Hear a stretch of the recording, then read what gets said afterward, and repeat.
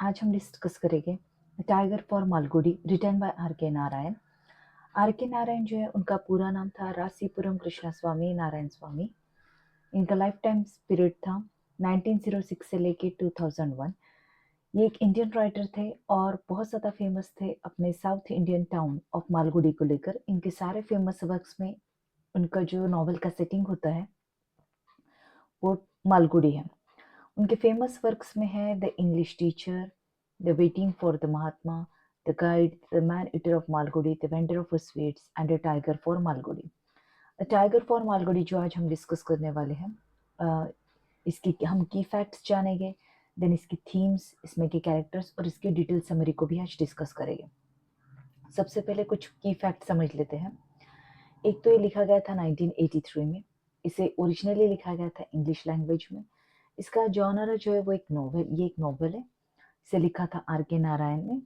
इसका point of view जो है इस नॉवल में वो है फर्स्ट पर्सन और थर्ड पर्सन।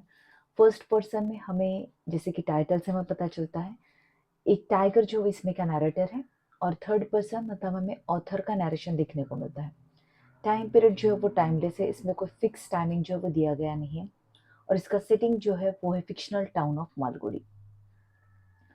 अब आर के नारायण ने जब इस नॉवल को लिखा था, because he is writing from the point of view of a tiger, तो उन्होंने एक नोटेड टाइगर एक्सपर्ट जो थे के उल्लास करंत, इनसे डिस्कस किया था, उनसे जो है सलाह ली थी जब उन्होंने इस नॉवल को जो है लिखा था। He took the help of this man to make this novel come into existence.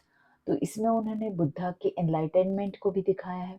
मतलब बुद्धा की जो टीचिंग्स थी या जो हिंदू माइथोलॉजी के अकॉर्डिंग लाइफ, डेथ और रीबर्थ की कॉन्सेप्ट है, उसको भी उन्होंने इस नॉवल में जो वो दिखाया है।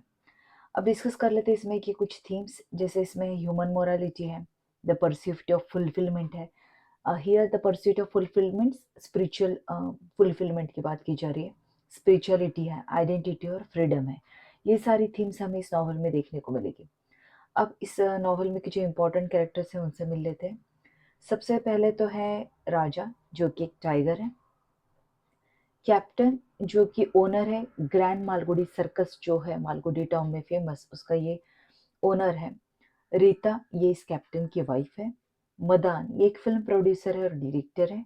मास्टर, ये एक मंक है जो कि मालगुडी में रहता है। तो ये है कुछ इंपॉर्टेंट कैरेक्टर्स। अब जानते हैं इसकी समरी को। तो नॉवेल की शुरुआत जो है वो होती है नरेशन से टाइगर की, जो कि इस नॉवेल का जो है वो प्राइम नैरेटर है और प्रोटैगनिस्ट भी है। तो ये टाइगर जो है ये अपनी लाइफ स्टोरी बताना हमें शुरू करता है। लाइफ स्टोरी की शुरुआत में जो है जब वो अपने पिछले दिनों को याद करता है, क्योंकि अब उसकी उम्र हो चुकी है और now in some time he will die, maybe in some days he will die. तो he is an ageing tiger. तो वो अपनी स्टोरी जब बताता है तो बताता है कि he is not an ordinary tiger जो कि जू में रहता है। और जब वो अपने बारे में बता रहा होता है तब रेफरेंस आता है मास्टर का। तो यहाँ से जो है इस टाइगर की लाइफ स्टोरी जो है वो बिल्कुल शुरुआत से शुरू होती है, जब वो बच्चा था, व्हेन ही वाज अ कब।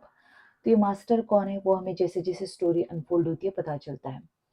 तो फिर ये टाइगर जो है राजा वो हमें बताता है कि कैसे उसकी जंगल में लाइफ थी, वो कैसे फ्री रहता था। लेकिन जब उसकी माँ की डेथ हो जाती है तो वो ऑर्फन हो जाता है। उसके बाद में जो है उसकी दुश्मनी हो जाती है एक लायनेस के साथ में। तो जंगल में का एक जैकल होता है, वो उसे सजेस्ट करता है कि बेटर है कि तुम उसे अपनी मेट बना लो तो बेटर होगा। तो फिर ये जो राजा है, मतलब ये जो टाइगर है, वो टाइग्रेस के साथ में जो उसे अपना मेट बना लेता है। दोनों के कब्ज होते हैं। लेकिन एक दिन एक हंटर आता है विलेज से, उसका नाम अल्फोंसो होता है। वो आकर उसकी मेट को, उसके कब्ज को जो है वो मार देता है। अब उस हंटर से रिवेंज लेने के लिए टाइगर जो है उस विलेज में जाता है और वहाँ पे उनका जो लाइफ स्टॉक होता है, मतलब जो कैटल्स वगैरह होते हैं, उन पर अटैक करता है। तो विलेजर्स का वहाँ पर के कलेक्टर से कंप्लेंट करते हैं कि एक टाइगर जो है वो परेशान कर रहा है हमारे लाइफ स्टॉक को, कैटल्स को जो है वो खा रहा है। तो कैप्टन जो है, उसी वक्त पे ये जो कैप्टन होता है जो सर्कस का ओनर है, कलेक्टर ऑफिस में जाता है अपने लाइसेंस को रिन्यू करवाने के लिए। तो उस टाइम पर कैप्टन जो है वो सुनता है उस टाइगर के बारे में जो विलेजर्स को परेशान कर रहा है। तो बहुत ज़्यादा इंटरेस्टेड होता है उस टाइगर को पकड़ने में। तो with the help of the villagers ये कैप्टन जो है वो उस टाइगर को पकड़ लेता है और उसे नाम देता है राजा। तो यहाँ से हमारे प्रोटैगनिस्ट को नाम मिलता है राजा। अब ये राजा जो होता है, जो कि एक टाइगर है, वो जब सर्कस की कैद में होता है तो वहाँ पे वो अदर एनिमल्स को ऑब्जर्व करता है, कैसे ट्रेनिंग दी जाती है। वो कैप्टन और उसकी वाइफ रीता के बीच में का, जो कि एक ट्रेपेज आर्टिस्ट है, उसके बीच में का रिलेशन जो है वो भी वो देखता है, ऑब्जर्व करता है। मतलब see the tiger is very intelligent. He's observing not only the animals and the environment but also the human relationships. तो वो जो ट्रेन करता रहता है कैप्टन एनिमल्स को, वो ट्रेनिंग जो है राजा को बहुत बोरिंग लगता है। उसे सबसे ज्यादा ह्यूमिलेटिंग ये लगता है कि उसे एक ही बोल में उस गोट के साथ में, जिसका वो आसानी से शिकार कर सकता है, उसके साथ में उसे मिल्क शेयर करना पड़ता है, उस बोल में उसे पीना पड़ता है। तो वो उसे एक सिंबल ऑफ कैप्टिविटी लगता है कि वो ट्रैप हो चुका है। तो उसे ये ह्यूमिलिएटिंग लगता है काफी ज्यादा। अब ये जो कैप्टन होता है, एक जुबिली शो होने वाला होता है, काफी बड़ा शो होने वाला था सर्कस का, तो उसके लिए लॉन्ग ट्रेनिंग सेशंस रखता है। तो इस सेशंस के दौरान जो वो एनिमल्स, क्योंकि ये टाइगर जो है वो तो मतलब he is the Raja of the jungle, is the king of the jungle, और किंग को वो ह्यूमिलिएशन जो है वो बहुत ज्यादा तकलीफ देता है। तो एक दिन गुस्से में आकर ये राजा क्या करता है, इस गोट को मार देता है, क्योंकि वो बोर हो जाता है उन ट्रेनिंग सेशन से। और जैसे ट्रीटमेंट उसे मिलती है कैप्टन से, वो काफी क्रुएल्टी वाली होती है। उसे खाना नहीं मिलता है, उसे भूखा रखा जाता है, उसे स्टार्व किया जाता है। तो इसकी वजह से गुस्से में एक दिन उस गोट को मार देता है, जिसके साथ में वो मिल्क शेयर कर रहा होता है। तो जब वो उस गोट पर अटैक करता है तो वहां पर फिल्म मेकर आता है मदान, और वो देख लेता है। तो ये देखने के बाद में वो डिसाइड करता है कि हम इस राजा के ऊपर जो है वो एक मूवी बनाएंगे, मतलब इस राजा और कोई गोट को लेकर। He wants to show the relationship between the goat and the tiger. तो इस राजा का बिहेवियर देखकर कैप्टन जो वो इरिटेट हो जाता है। तो रीता उसे एडवाइस करती है कि तुम एक इलेक्ट्रिक शॉक प्रॉड लेकर आओ, जिससे तुम इस राजा को शॉक दोगे ताकि वो कंट्रोल में रहे। तो ये कैप्टन जो है वो यूज ही करने वाला था वो इलेक्ट्रिक शॉक प्रॉड, कि एक्सीडेंट में जो है वो टाइगर जो है वो उसे मार देता है, राजा जो है वो उस कैप्टन को मार देता है। अब राजा जो है वो वहां से भाग जाता है, सर्कस से वहां से छूट जाता है, और भाग कर ये जाता है मालगुडी के एक स्कूल बिल्डिंग में, जहां पर वो हेडमास्टर के ऑफिस में जाके छुप जाता है। अब स्कूल के आसपास के जितने भी लोग होते हैं वो डिस्कस करते हैं कि इस टाइगर को यहाँ से कैसे निकाला जाए। ये सब सुनकर राजा सोचता है कि हर एक इंसान की सोच कितनी अलग है करके यहाँ पे। तो उसे वहां से बाहर निकालने के कई सारे तरीके सोचे जाते हैं। इतने में वहां पर एक मंक आता है, एक हर्मिट आता है, एक सन्यासी आता है, और वो कहता है कि मैं जो है इस टाइगर को बाहर निकल सकता हूँ।